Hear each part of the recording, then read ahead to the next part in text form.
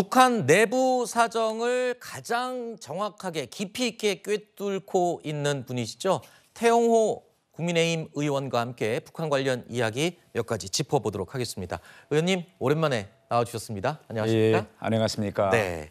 자, 이 최근에 북한 관련 기사들이 몇 가지가 있었습니다. 예. 그런데 이와 관련해서 가장 이슈가 됐던 게 최근에 나훈아 씨 발언 때문이에요. 그런데 이 발언, 돼지 발언, 김정은 돼지 발언에 대해서 탈북민 출신이죠.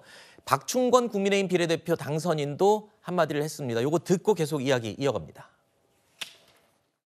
틀린 얘기가 아니고요. 북한에서 정말 김정은 일가와 소수 지배계층을 제외한 북한 주민들은 굶주리며 살고 있고 과거 1990년대 초반 고난의 행군 시기보다 더 어렵다라는 얘기도 나오고 있습니다.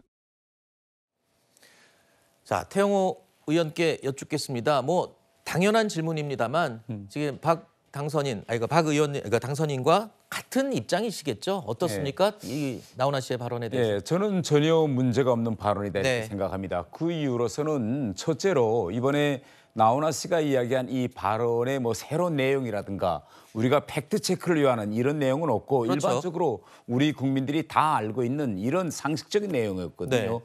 그리고 둘째로 제가 이야기하고 싶은 거는 나훈아 씨는 공직자가 아닙니다. 그렇죠. 국정 운영에 관여하거나 책임지는 사람이 아니고 네. 단 가수이지만 인지도가 높은 가수이거든요. 네. 물론 일부에서 지적하는 것처럼 공연장에서 그런 발언을 할 필요가 있었느냐, 뭐 그거는 좀 논란거리가 될 수 있겠지만 네. 다른 공연장도 아니고 본인이 네. 공연한 뒤에 네. 자기의 소신을 이야기한 거기 때문에 네. 그거는 결국은 나훈아 씨의 재량에 관한 문제다. 네. 저는 이렇게 평가하고 싶습니다. 네.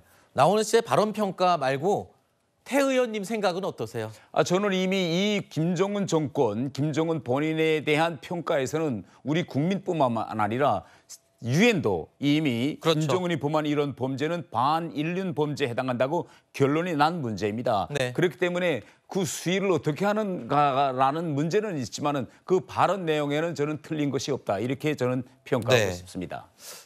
사전에 제가 전화로 여쭐 때 이 돼지 발언 어떻게 생각하느냐고 했더니 의원님께서 돼지는 둘째치고 김정은은 사람도 아니다 이렇게 말씀을 하셨어요. 왜냐면요, 아니 우리가 일반적으로 뭐 어떤 사회든 권력투쟁이라는 게 있을 수 있거든요. 그럼에도 불구하고 권력투쟁이라는 일반 범주를 넘어나서 네. 자기 고모부, 이복, 형 이런 가문 안에서도 이런 참혹한 네. 살육전을 벌였는데 저는 이런 데 대해서 우리가 왜 그렇게 평가하는 거에 대해서 네. 좀 일부에서는 반감을 가지고 있는지 이 지점이 저는 잘 이해가 가지 않습니다. 알겠습니다. 그러면 최근에 이 북한과 관련된 몇 가지 소식들 가운데 궁금했던 점 하나씩 여쭤보겠습니다. 예.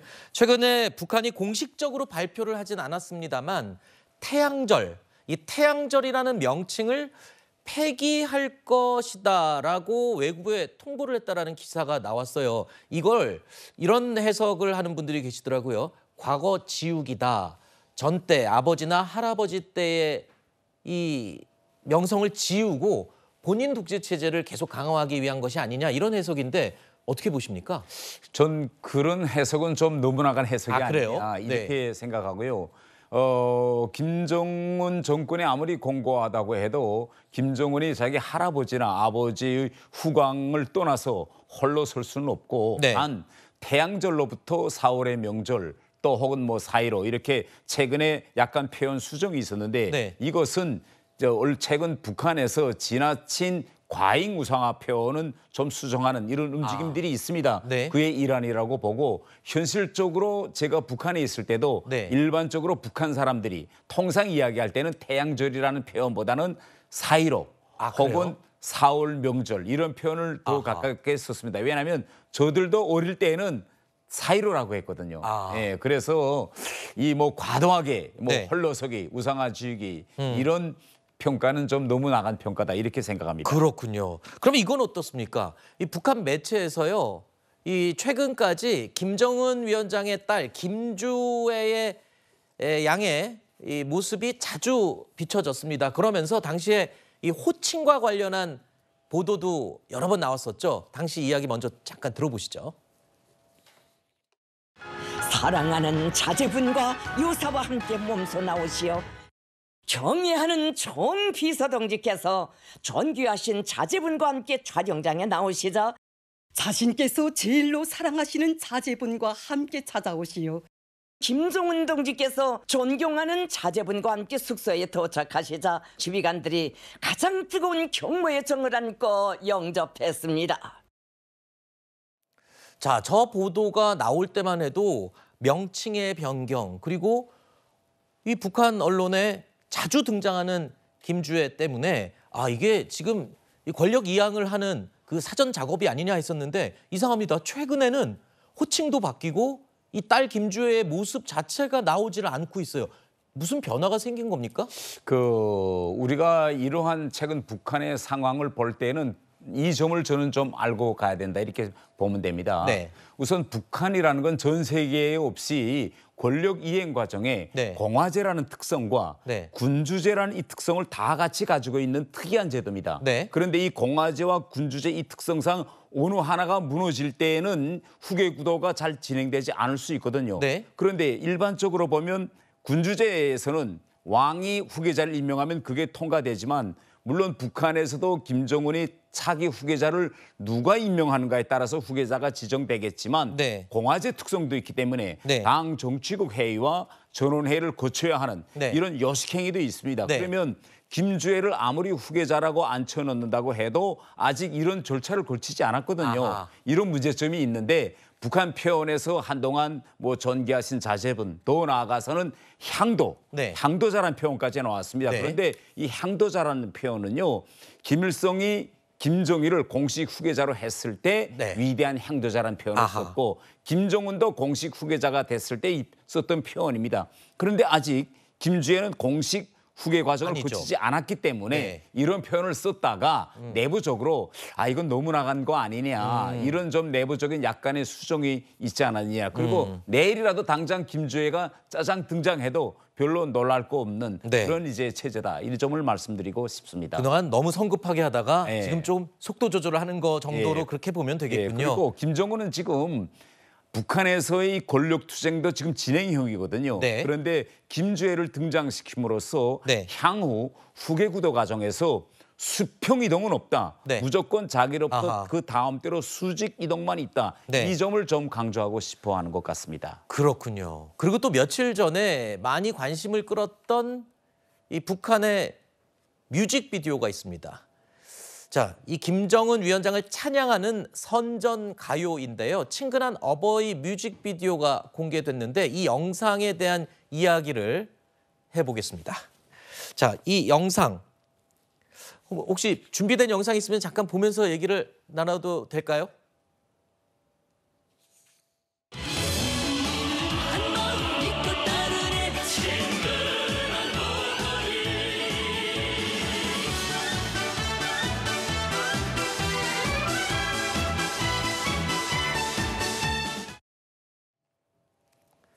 바로 저 영상 때문에 며칠 전에 많은 언론들이 관심을 가졌어요. 왜냐하면 지금 헤드폰이라고 하죠. 헤드셋이라고 하죠.